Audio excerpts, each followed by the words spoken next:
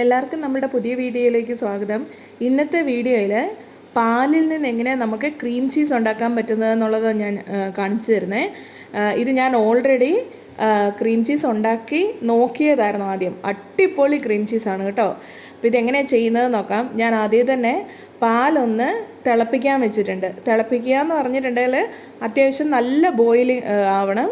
ബോയിലാക്കിയിട്ട് അതിൻ്റെ അകത്തോട്ട് നമ്മൾ പനീറൊക്കെ ആക്കൂലേ എന്ന് പറഞ്ഞ പോലെ ഒരു നാരങ്ങയുടെ നീര് ഞാൻ ഒഴിച്ചു കൊടുത്തു. എന്നിട്ടിത് നന്നായിട്ട് ഇളക്കി ആ പാലൊന്ന് പിരിയുന്ന പരുവമാകണം. പിരിഞ്ഞു കഴിഞ്ഞ് അതായത് നന്നായിട്ട് തന്നെ അതിൻ്റെ അകത്തുനിന്ന് ആ വെള്ളം പോലെയുള്ളത് സെപ്പറേറ്റും അല്ലാത്തത് സെപ്പറേറ്റുമായിട്ട് വരണം. എന്നിട്ട് ഇതൊരു അരിപ്പയിലേക്കാണ് ഞാൻ ഒഴിക്കുന്നത്.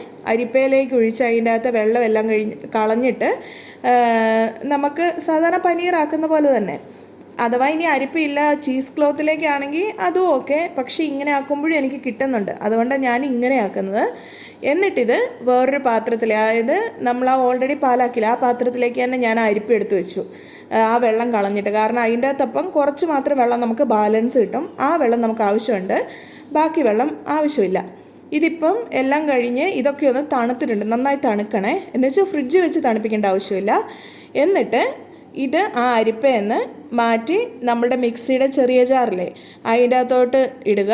എന്നിട്ട് ആ ഊറി വന്ന വെള്ളമില്ലേ അതിൻ്റെ അകത്തുനിന്നും ഒരു 2 സ്പൂൺ വെള്ളം ഒഴിച്ച് 1 സ്പൂൺ പാലും 1/2 സ്പൂണ് ഉപ്പും പഞ്ചസാരയും രണ്ടും 1/2 ടീസ്പൂൺ വെച്ചിട്ടാണ്. ഇതിപ്പോൾ 1 ലിറ്ററിൻ്റെ അളവാണ് കേട്ടോ ഞാൻ എല്ലാം പറയുന്നത്. എന്നിട്ട് നന്നായിട്ട് അടിച്ചെടുത്ത് കഴിയുമ്പം നമുക്ക് ഇതുപോലെ കിട്ടും. ഇത് കുറച്ചൊരു റണ്ണി കൺസിസ്റ്റൻസിയാണ്. എന്നിട്ടിത് നേരെ ഒരു പാത്രത്തിലേക്ക് മാറ്റിയിട്ട് നമുക്കിത് ഫ്രിഡ്ജിലെടുത്ത് വെച്ചിട്ടുണ്ട്. കുറച്ച് കഴിയുമ്പോഴത്തേക്കും നല്ല നമുക്ക് ഈ ബ്രെഡിൻ്റെ മേലൊക്കെ സ്പ്രെഡ് ചെയ്യാൻ പറ്റുന്ന ആ പരുവത്തിലേക്ക് ആക്കി കിട്ടും. ഇനിയിപ്പോൾ കുറച്ചും കൂടെ തിക്കായിട്ടാണ് നമുക്ക് വേണ്ടതെങ്കിൽ നേരെ ഒരു കാര്യം ചെയ്താൽ മതി. അതിൻ്റെ അകത്ത് ആ വാട്ടർ നമ്മൾ ആഡ് ചെയ്തില്ലേ, ഇതിൻ്റെ അകത്ത് നിന്ന് ഊറി വന്ന വെള്ളം അത് ആഡ് ചെയ്ത സ്ഥാനത്ത് കുറച്ച് 2 സ്പൂൺ എന്നുള്ള 1 സ്പൂൺ ആക്കിയാൽ മതി. അപ്പം നല്ല കുറച്ചുകൂടെ തിക്കായിട്ടുള്ളത് കിട്ടും. നമ്മുടെ മയണൈസിൻ്റെ ഒക്കെ കൺസിസ്റ്റൻസിയിൽ കിട്ടും.